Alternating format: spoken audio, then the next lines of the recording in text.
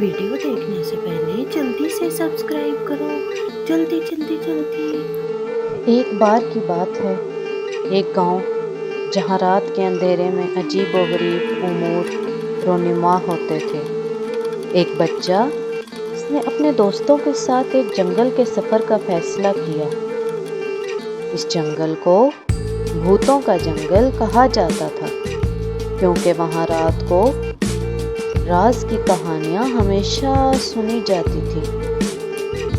بچے کا نام علی تھا، جو کہ اپنے دوستوں کو جنگل کے اندر چھپے راز کو حل کرنے کے لیے بلاتا ہے۔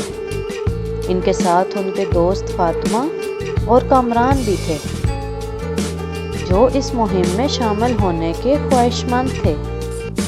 جنگل کے اندر ان کا دل دھڑکنے لگتا ہے جب وہ ایک پرانا خالی گھر دیکھتے ہیں جو اندر سے چھپا ہوا تھا۔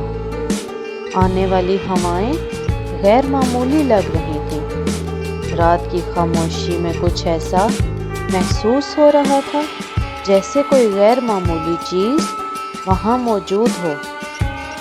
انہوں نے ہمت بنائی اور گھر کا دروازہ کھولا۔ جیسے ہی وہ گھر کے اندر داخل ہوتے ہیں، انہیں اندر سے ایک بڑا آواز سنائی دیتی ہے۔ وہ سب ایک دوسرے کمرے کو دیکھتے ہیں اور ان کا دل زور زور سے دھڑکنا شروع ہو جاتا ہے۔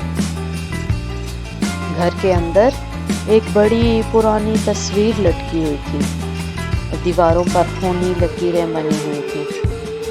یہ ماحول بچوں کو ڈرا دینے والا تھا، لیکن علی نے اپنی ہمت نہ ہاری اور آگے بڑھ کر گھر کی جانچ پڑتال کرنے کا فیصلہ کیا۔ انہوں نے آگے بڑھتے ہوئے کچھ کتابیں پائیں، جن کی پڑھائی ان کو معلوم ہوا کہ اس گھر میں قدیم طور پر ایک بھوت رہتا ہے جو اپنے راز کو چھپا کر رکھتا ہے۔ رازمندیوں کے آغاز کے بعد بچوں نے بھوت کی موجودگی کا احساس کیا۔ گھر کے اندر بھاگنے کی کوشش کی، لیکن بھوت نے انہیں پکڑ لیا اور انہیں اپنے غریب دنیا میں لے گیا، جہاں ان کو اپنے راز کی حقیقت سمجھنے کا موقع ملے گا۔